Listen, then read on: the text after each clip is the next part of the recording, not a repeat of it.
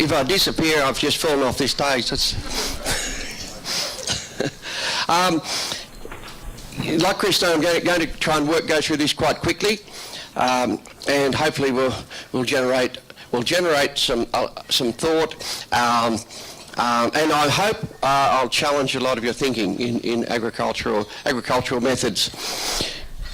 Profitable regenerative agriculture, it obviously needs to be profitable, but if it doesn't regenerate our farms, we're wasting our time. In other words, our farms should get better as we farm, not worse. And the way agriculture has been practiced for at least probably the last 10,000 years, properties, landscapes and this planet have gone backwards. So we need to regenerate it. And quite simply, what we're doing now, if we can't do it for the next 1,000 years, find a different way of doing it. I don't need to worry too much about that. That's already been said. But we've got granite soils, so only light soils. pH is 5, well actually now it's 6, and I'm going to talk about this later. The pH of the soils are actually increasing without the use of lime, but we'll touch on that later.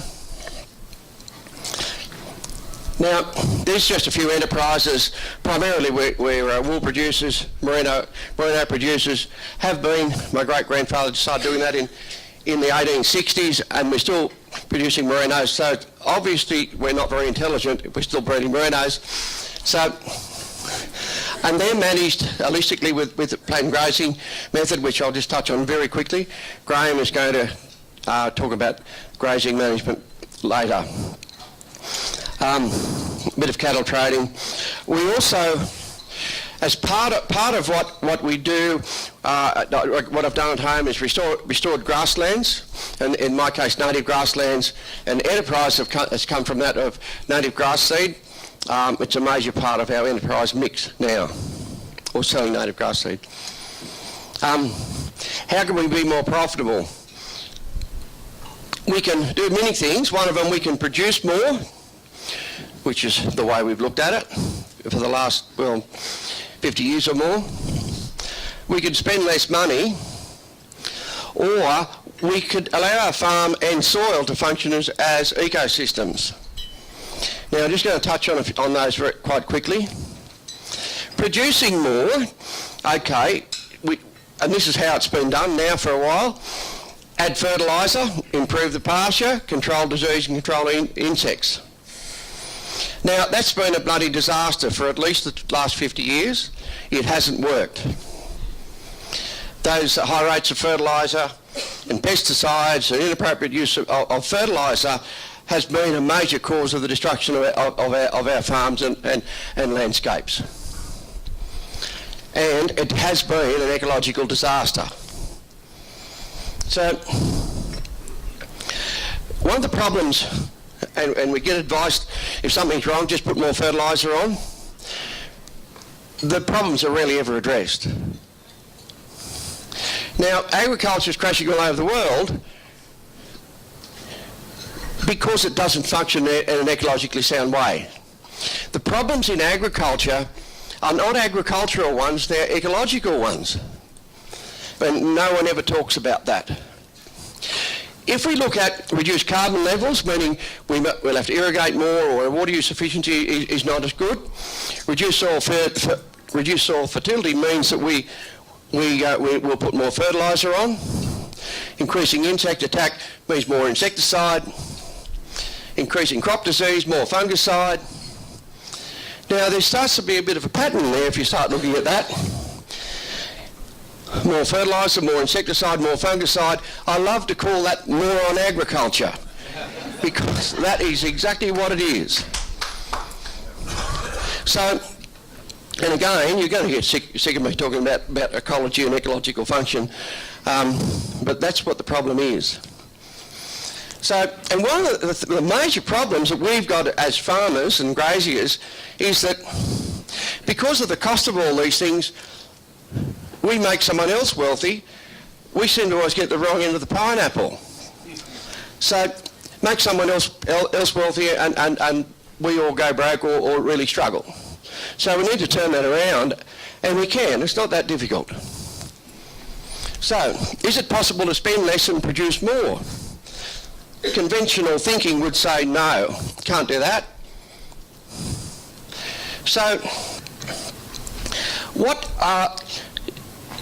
happens is that, like I said a while ago, we put more and more product on. So, if we allow our farm to function as an ecosystem, which really gets to people's heads because they struggle with this, of nature driving it for us, and we're challenged by it because we're worried that we need to control it, and if nature starts driving it for us, we get worried because we think we've lost control.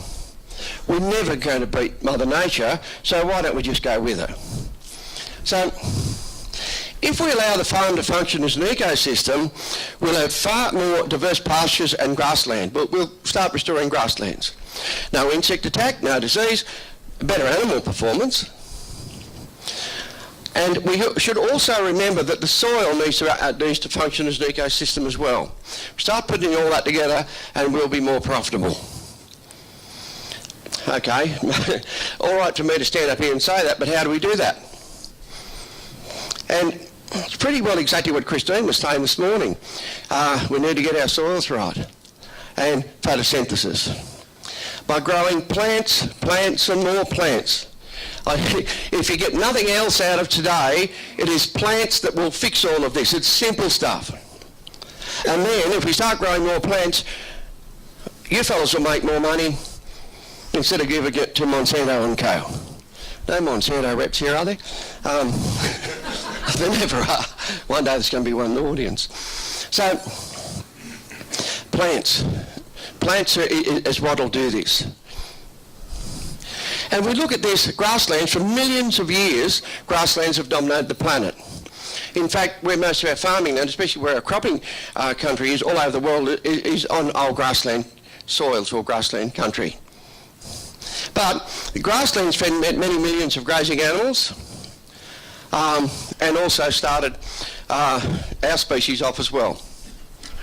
So those grasslands didn't get diseases in them. They didn't need bags of fertiliser. They functioned really well, and as Christine pointed out, they were in this country they were magnificent grasslands.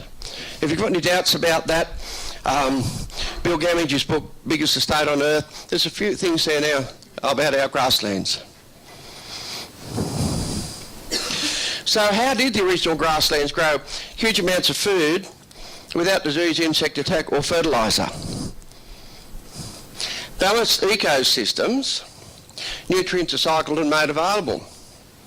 Don't need bags of fertiliser. Wasn't many bags of fertiliser floating around the planet a million years ago. Plant disease and insect attack are controlled by the natural enemies. Mother Nature had it right. We just need to mimic that a lot closer. So we need to restore the soil ecosystem. Now, once we restore the soil ecosystem, then we'll improve nutrient cycling, better water infiltration, increase nutrients, increase carbon, and reduce crop diseases, and pretty well everything. Need to ask a question, because this one is challenged all the time, and again, it'll probably come up, well, hopefully in questions this afternoon. Where do minerals come from?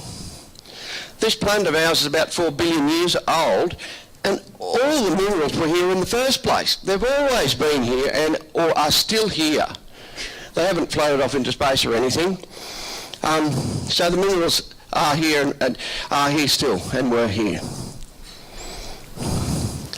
So, and Chris has covered this as well. Nutrients are made available by soil microbes and plants.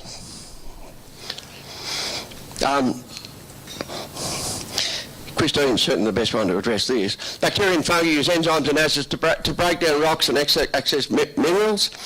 And plants evolved and built soil over millions of years, of course. So how do plants make soil nutrients available? Mycorrhizal fungi, which Christine's been talking about, protozoa nematodes, free-living nitrogen-fixing bacteria. So hopefully, again, that will stimulate more questions on that later today. And I'll just throw it over to Chris.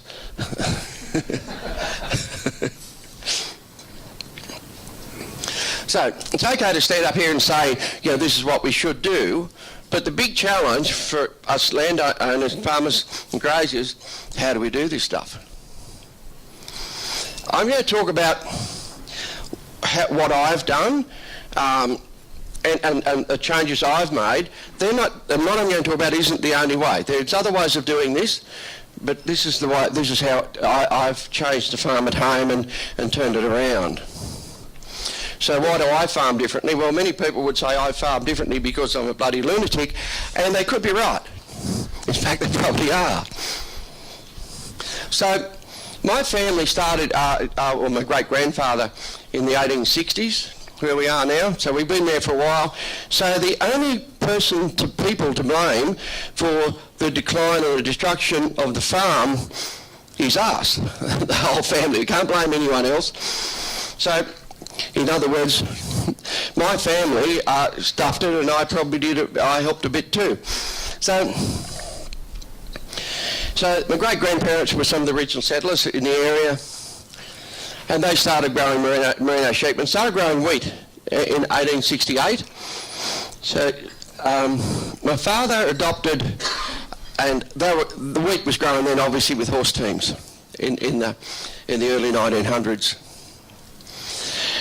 My father reckoned there was problems with horse teams. You had to get up at about 4 o'clock and harness them up, and then you worked all day, and then you had to feed them later, and he reckoned tractors were the best things ever invented. So he started growing wheat in 1928. And the reason why is that it was very profitable in that era.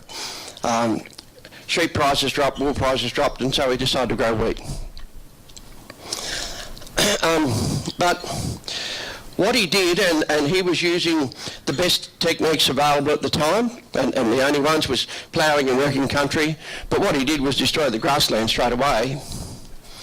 And this photo here, with the eagle strung on the fence, it just was fortunate my mother took a photo of that eagle strung on the fence, but it happens to be in exactly the same place that my father was standing behind in this magnificent wheat crop.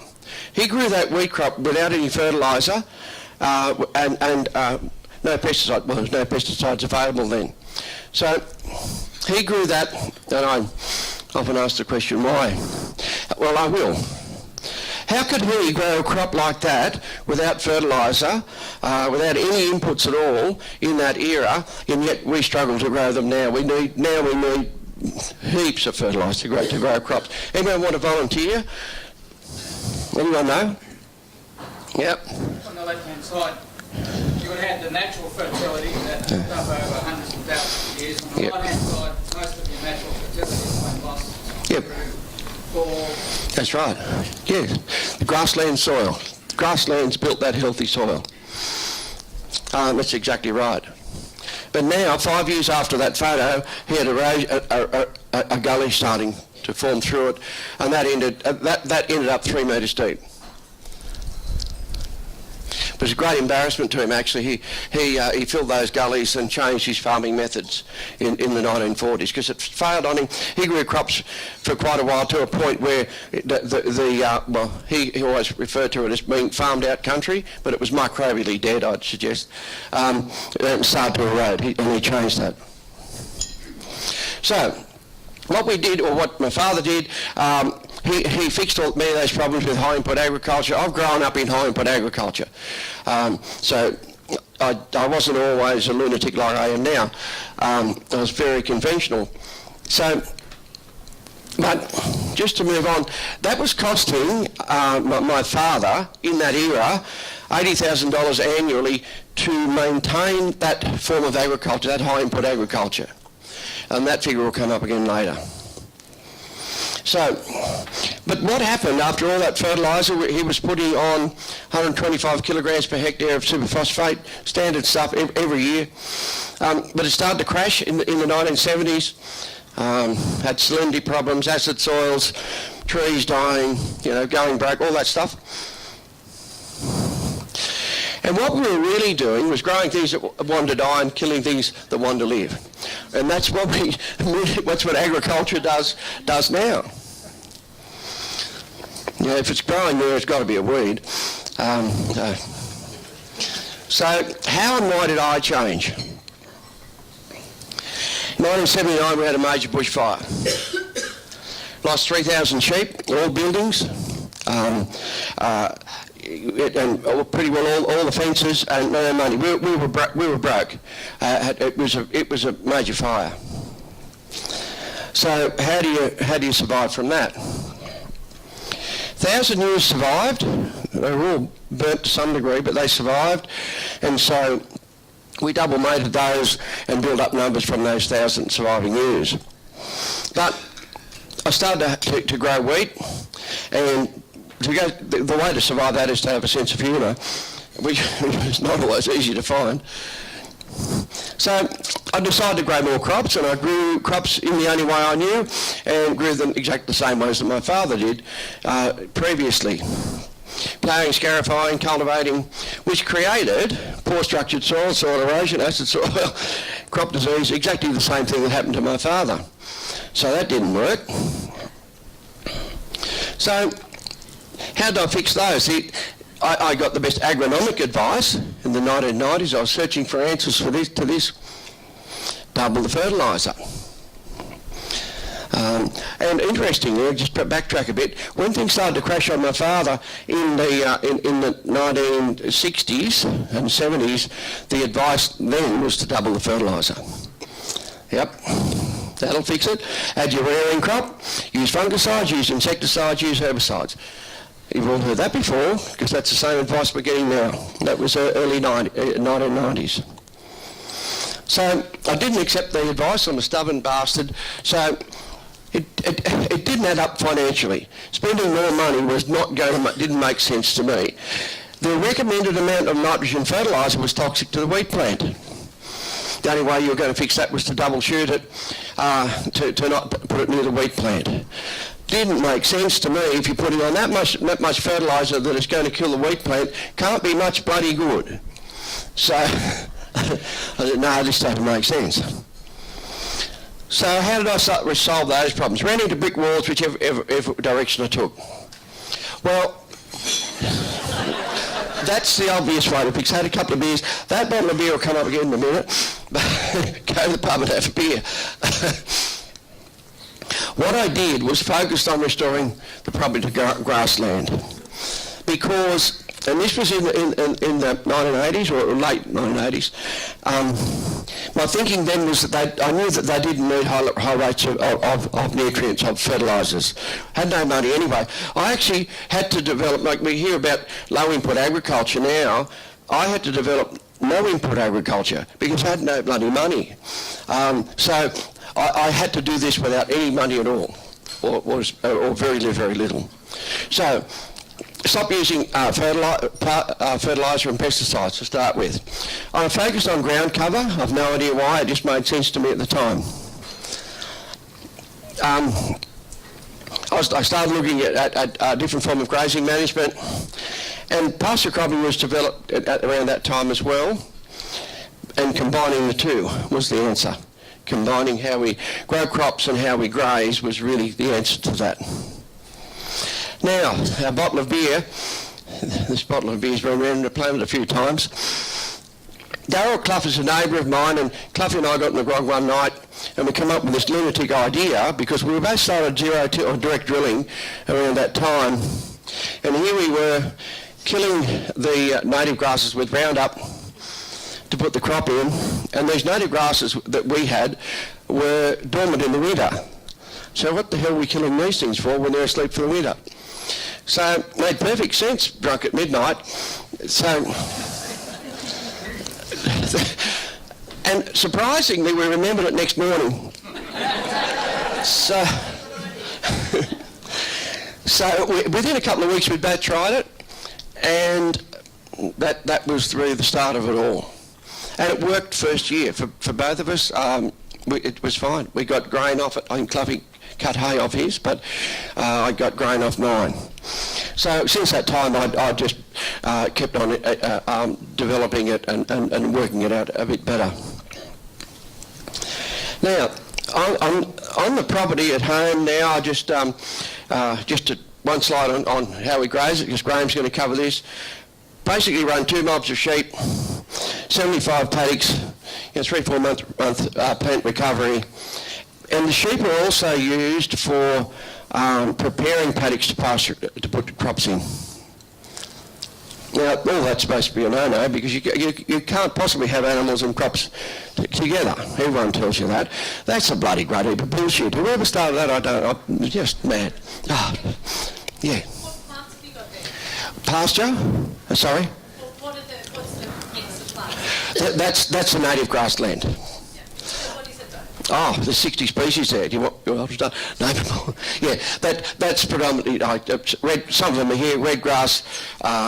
There's a Pasture, some kangaroo grass. There's paddocks. Yeah, goes on and on. Yeah, so that's been well documented that what species we have there. Mm. But these ones are primarily warm season grasses. They grow through the summer, but we do have winter ones as well. So, what's pasture cropping? Pasture cropping is actually perennial cover cropping. We're starting to hear more and more about cover cropping, mostly coming from some of the American cropping people. But pasture cropping is actually perennial cover cropping, where the perennial grass is the cover and we're planting crops into that cover, preferably when those grasses are dormant, in their dormant stage. We're zero tilling or direct drilling into that dormant grassland, but it's not. It's actually quite simple. The whole process is not complicated at all, but there's a few traps in there for new learners. So we're using animals to graze that grass down quite short, and I won't go into a lot of detail. There's a couple of things they're doing there. They're adding a lot of manure and urine, which is adding nutrients, but one of the main things they're doing is consuming a lot of that dry grass, which changes the carbon to nitrogen ratio of the soil, and then makes more nitrogen available. So the sheep are very beneficial in relation to putting that crop in. On the other hand, here on the other side, the crop itself stimulates the germination of perennial grasses from seed that's already in the soil. Not seed that we've planted, but seed that's sitting in the soil. Now, that's one of the best things that it does. We can very, very rapidly restore grasslands with these techniques. It'll be one of the fastest things that we know of stimulating seed to germinate that's in the soil, and it really turned the place around very quickly. Good grazing management will also do that, but this seems to speed the whole process up. Now, just a few slides here. I think Chris had this same slide. The grassland, that's all native grassland. It is dominated by Pasture, and we harvest seed off that. But just a sequence here to get you just to very quickly understand where we're coming from. We harvest native grass seeds off those areas. We graze it with, doesn't matter if it's sheep or cattle or elephants, doesn't matter what you graze it with. But we need to create litter, very much like, it looks like a vegetable patch, ideally, a lot of litter on the soil surface, and plant the crop through that. And there's a photo there of it sown. The litter is thick, but there's no one under that hat. I mean, it's not quite that thick. So, the crop is emerging, so wave this thing around, emerging there through that litter. These are all taken the same spot. Then we almost always graze these crops. Like as well, that's fairly common. People graze crops. And then in October, and then harvest the crop. That photo there, if you look at that, the green in that photo is the perennial grasses, the warm season grasses emerging under the crop. That photo I've shown to heaps and heaps of people. Now, the cropping guys look at that and they say, oh, look at all the weeds in the crop. The graziers look at that and say, oh, wow, look at all the food in the crop. Depends on which way you look at it. Now, the grassland, because it's actually better. The grassland when after the crop was grown is actually better than when we started. And I've got to be careful on time here. Yeah.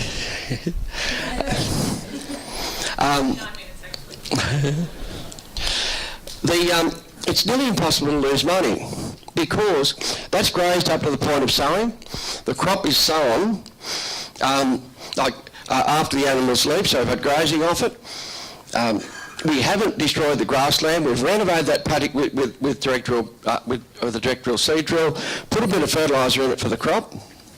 Small amounts now, and we can talk about that later. But we've added fertiliser as well. We've got grazing off it. Now, if you had a really bad year, you've still got grazing, but you haven't gone backwards. We know that grassland is going to be better, not worse, the next year. And we've got good grazing. Most of the paddocks that have the crops on, I hold them back and actually weaned lambs onto, like weaners in January, late January. Then we'll harvest native grass seed again off those areas. Usually the areas they can get harvested for seed twice a year. We produce a tonne of seed a year. We could produce 10 tonne if we wanted to. So these methods can produce good like crops for grain and or grazing. It will improve the pastures by stimulating perennial grassland or grass recruitment. It does improve soil health and increase soil organic matter. It improves soil health because, as Christine pointed out, we've got something green growing there all the time, something different as the season progresses. If it's not grassland species, it's a crop. So we're really firing up and kick-starting, almost turbocharging soil life and soil microorganisms and producing a huge amount of food for those microbes. And improve farm ecosystem. It is interesting, since it's been restored to a grassland, the species like bird species, there's now 115, my young son counted them there a few years ago, 115 species of birds.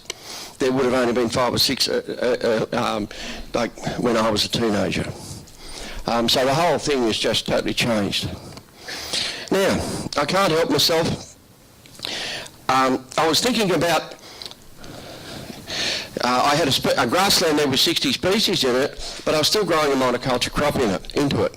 And it was working fine, but I can't help myself. And I thought, I wonder how I can really boost and push the soil ecosystem better and faster and get nutrient cycling better and just move it to another level again. So I started looking in about 2008 of putting a couple of species together. I was growing oats and peas together. And then I was in America and ran into some of these fellas like Dave Brown and Gabe Brown. I was speaking at a conference over there. And they were just starting then to say they're multi-species cover crops. So I thought, gee, that's the go. I'll put more species in. Simple. So which is what I did. Now, I'll just show you, same slides again, but this time just give you an idea of what happens with a multi-species crop. So they're the same slides. The reason I've kept them the same slides is that the whole process is the same, but we're just adding more species. So we're sowing the crop now, but we're putting a mix of species in it. That's when it comes up like really untidy. Don't show it to your bank manager at that stage. So, and you can see the warm season grasses there, are still in there. They're dormant. And all this weedy looking stuff is a mix of oats, forage, brassica, vetch, daikon radish. We can put clover in there if you want, but field pea and turnip. That's that mix. The mix is only limited by your imagination. Don't get stuck on that mix and what grows in your environment. Just some photos to here. That's a field pea there, and the grasses between. Don't get stuck on native grasses either. They don't have to be native grasses, but they do need to be perennial grasses. And ideally need to be dormant when you're doing this. If you're looking at feed value, one of the greatest things that comes from this is far better feed. And if you have sheep or cattle, remember they're ruminants, they need roughage. They'll have a bite of these green leafy things, and then they'll have a bite of that old dry stuff. Now, at that time of the year, that old dry stuff is not much value, but gee, it's very valuable if you're feeding a ruminant that needs roughage, especially if it's got something green to mix with it. Now, this is the crop that we sowed, that oats, vetch, that mix. And this was an Irish farm that came out to Australia to see what this lunatic was doing. And this one, I was always curious to know whether I could harvest a mix of grains. Only because I just wondered whether I could do it. There's no great real reason. So I just grazed this lightly, only one graze, and let everything go to seed.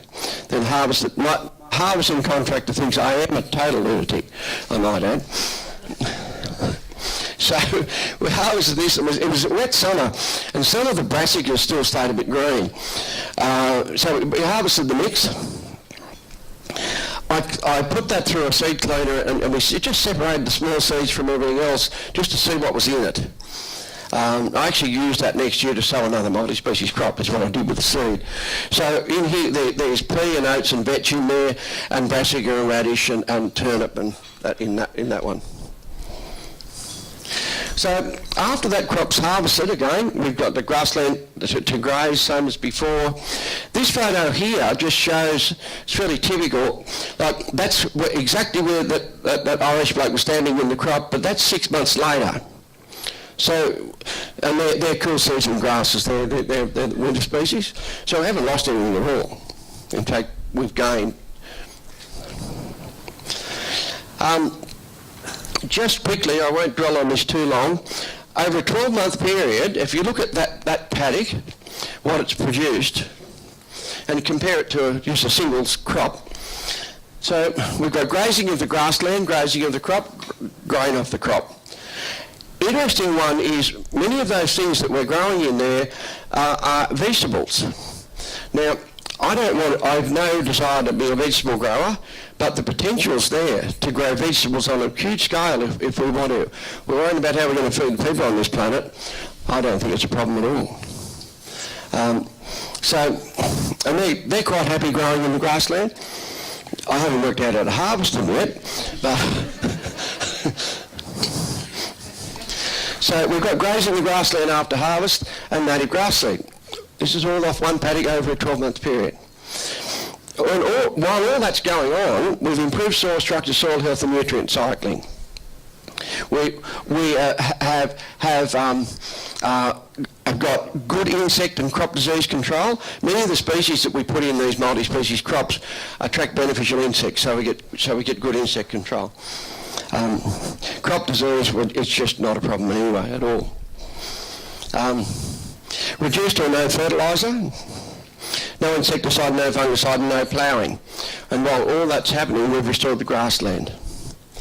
Fairly difficult to lose. So in other words, agriculture and sound ecological practices should function together. We shouldn't be separating them. So just the results now.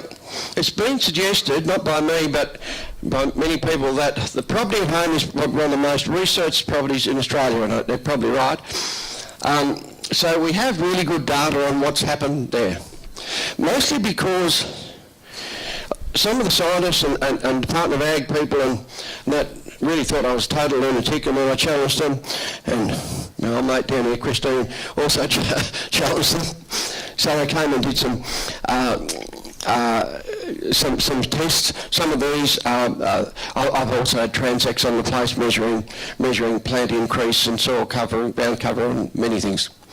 So we've increased since 1999, increased perennial grass species cover, like percentage from 10% to 80%. Now that's really been, in species, it's been from 8 or 9, but we've got 9 to 60. There's about 60 species there now. None of them have been planted, remember? We've just restored those naturally. They've been in the soil. And basically weeds have disappeared. And they have gone from 60%. Basically when we started doing transect counts, I was shocked. The place was just weeds, not much else there, and disappeared. I get weeds sometimes. Every now and again I'll get weeds, but I get weeds because I've stuffed up. I've either grazed it poorly. I've lost ground cover primarily. If I get weeds, I'm the one to blame. So there's been no insecticide used for over 20 years. We don't get insect attacking crops or pastures. How? This work, at least Wendon from Canberra University did insect counts and showed that there was 600% more insects on the place, 125% more diversity. Now you'd think with all those extra insects you'd have more insect attack. But what's actually happened is that we've got more of these fellas, more spiders, more predatory wasps, more insects that control the insect populations. So it's all about having more insects, not less insects. Now, where a lot of this data has been collected is that, what was it? 30 odd years ago I changed my management, and my brother, who is a neighbour, I can talk about my brother because he's a long way away. My brother didn't change. He just stayed as he was. He's a bloody good operator. He is a good farmer. He's not a poor farmer at all. But I changed. So we're actually measuring the change of land management from this. And the data that I put up here is actually a comparison between the two properties, but straight through the fence stuff. So we don't use fungicide. No fungicide used for 20 years, but we don't need it. We don't get insect attack. We don't get fungal attack. Don't even use seed dressings. So I think many of the things, if not all of the things that we use in agriculture are probably unnecessary. Soil microbe tests have also shown. Hang on, I'm getting here. Right. How do we not use fungicides? Why don't we get fungal diseases? These soil microbe tests have shown an increase in fungi, bacteria, protozoa, all of those. So the soil ecosystem is now functioning, controlling those crop diseases. There hasn't been fertiliser on pastures for 30 years, and crop fertiliser has been reduced by 70%. And I don't think I need fertiliser at all. That one challenges people. It's only granite soil. It's not as though it's good fertile soil. Now, how is that possible? That same slide and the stuff Christine's been talking about. That's how it's possible. More microbes, more plants functioning, more plants all right throughout the year. Remember, it is plants that drive this. Plants feed microbes, the whole thing goes round and round. Now, this is some stuff which I would love. I thought Christine might have used this slide also, but we can certainly talk about this afternoon or at any time, but definitely this is challenging. These two soils, and Christine and I dug these up. No, hang on. I dug them up, Christine supervised. And they're actually 60 centimetres, so it's not just a sod of soil. That one there's out from my brother's paddock. That one's my paddock, and they'd only be, 10 or 15 metres apart, far enough from out from the fence line to get away from any fence effect. And it's dramatic, the difference in them. This is forming soil now deeper, and it would be good to get Chris's opinion on this afternoon. In fact, I would suggest we won't be able to stop her anyway. So, but all of the soil now has over 200% more organic carbon. It's now sequestered. We've done another carbon test, virtually nearly 60 tonne per hectare of carbon, which is removed 300 tonne of carbon dioxide from 200 tonne of carbon dioxide from the atmosphere. So it holds far more water.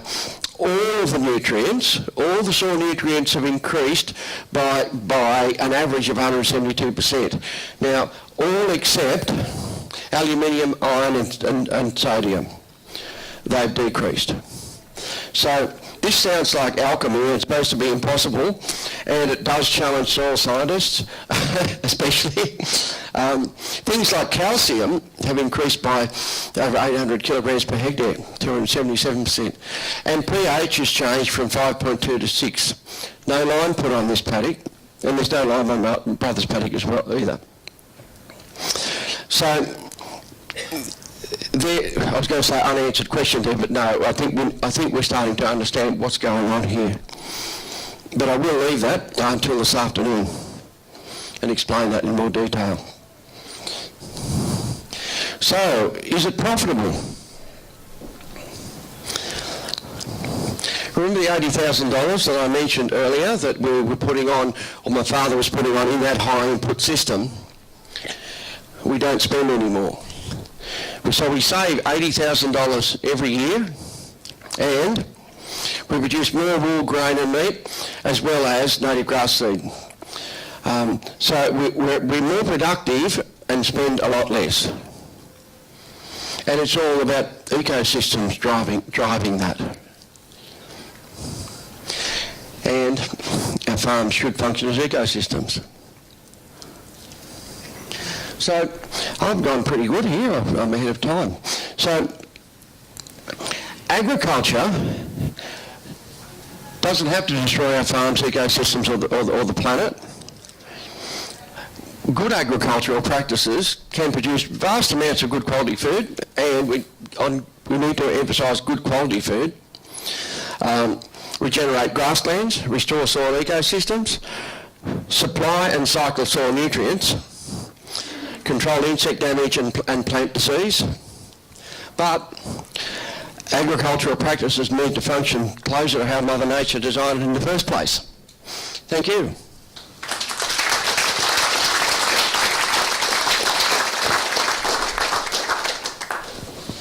Colin, thank you.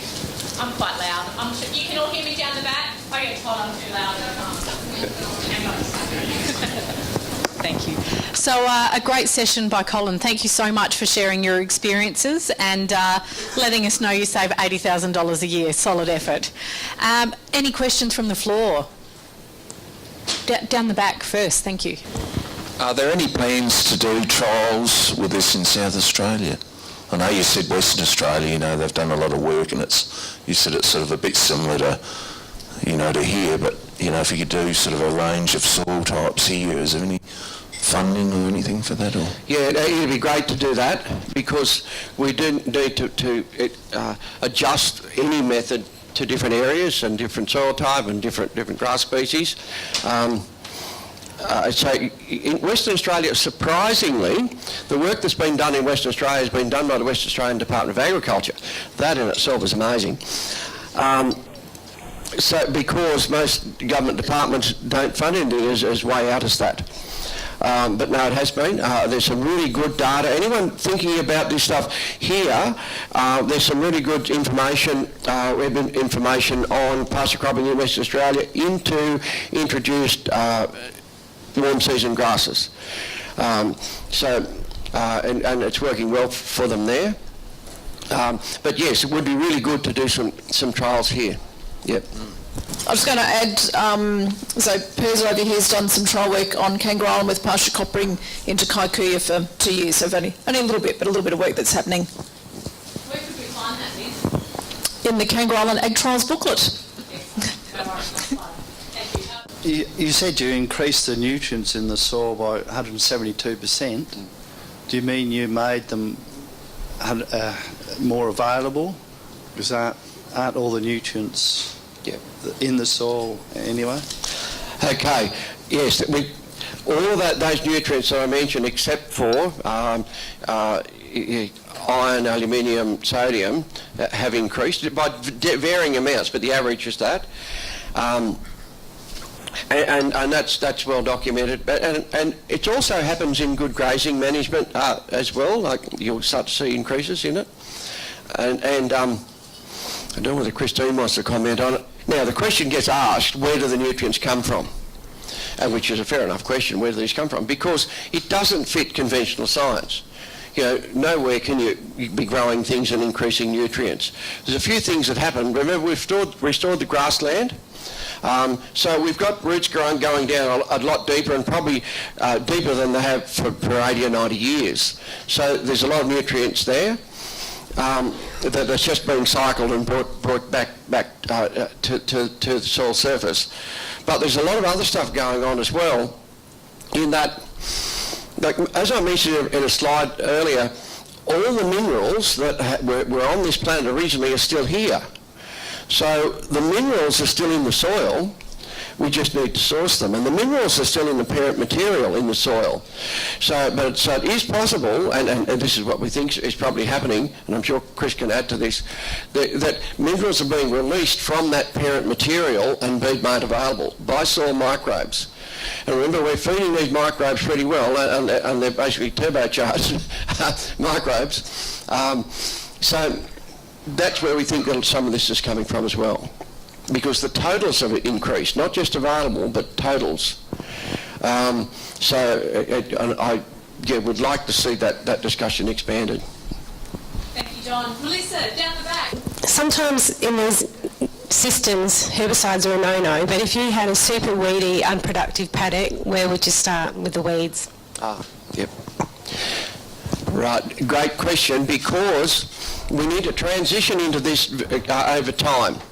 And one thing that really worries me, if someone says, like, I'd love to do this organically, and we can do it organically, much of what I do at home, we don't use pesticides now at all. But it's not an organic system at home. But, okay, yes, we should be controlling weeds if we're sowing a crop into it, but we use more selective herbicides. I haven't used Roundup, for example, for 20 odd years. But I've used other herbicides. I've used more selective herbicides, and unfortunately the main herbicide, which is really good for perennial plants, the reason why I'm suggesting, I'll just backtrack a bit, the reason why I'm suggesting that Roundup shouldn't be used is that that bloody stuff works far too well, not related to all the human health issues coming out now, in that it kills every bloody thing. We want to keep the perennial grasses alive, but to grow a crop we also do need to have some weed control if we've got a heap of weeds in there. So we use more selective herbicides, and unfortunately one of the more effective ones is actually a desiccant called gramoxone. Now, gramoxone is not very user-friendly, as we all know, but it's wonderfully kind to perennial plants. Shame it kills people, but it's wonderfully kind to perennial plants. I've been looking for other, and there's one called Pasture that I'm trying now, a lot safer, which is basically a desiccant. We want to kill the weeds, but certainly want to keep the perennials there. And that's the broad key to it. You know, I do full-day workshops explaining this in more detail. But that is the key. Transition into it. Don't send yourself broke. Whatever fertiliser you're using now, continue to do that. So move into it gradually, and then start weaning off over time. Yeah, just a question more about the last point you made. It's more about the cash flow issue you're referring to there, about going gradually. So I was wondering, in the period you talked about in terms of the profit, did you have a period of time when your cash flow went negative, and so the only way you survived financially was you had some resources somewhere else? I didn't go and find another job, no, but we didn't spend any money, and because the property was addicted to superphosphate, all the plants on it were they were very dependent on superphosphate. When I pulled the plug on the superphosphate or the fertiliser, production dropped, no doubt about that, because they were all dependent on that high levels of phosphorus. And as it slowly transitioned, and I didn't know what I was doing, Now this was in the 80s, this is before I developed pasture cropping and even heard of Alan Savory to change the grazing management. The production dropped and then it gradually started to creep out of it.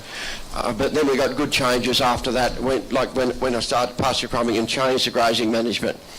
We can grow crops pretty well similar yielding grain yields as conventional crops now, but when we first started the yields weren't as good because the soils were hard and compacted and lifeless basically. Did that answer your question? Yeah, no, look, that did. I mean, just, I suppose, in summary, it seemed like you had a more gradual movement to your system. Yeah. And if someone wanted to make just a break, yep, it probably would be have an issue on their bottom line. Yeah, absolutely, and that's part of what I do workshops is teach people how to transition from where they are to where they want to be and do it gradually. Don't jump in and tow the whole place down or something like that. Just work it out for yourself. Very important to do that. Don't want to go broke while we're changing. In fact, the transition stage in any change is very financially risky.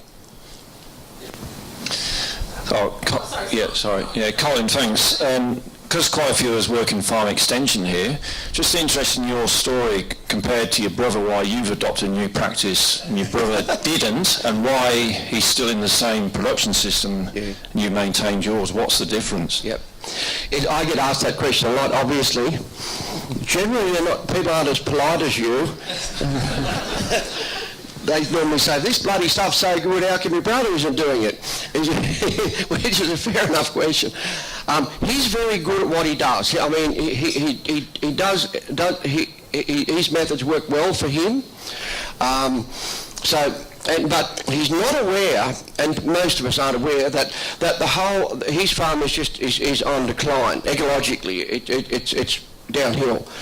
Weeds and all the indicators of decline, soil structure, all of that. So, but really the main reason why he hasn't adopted is that I've actually got two older brothers, and I'm the youngest. No way in the wide world will two older brothers ever take notice of what young brother's doing.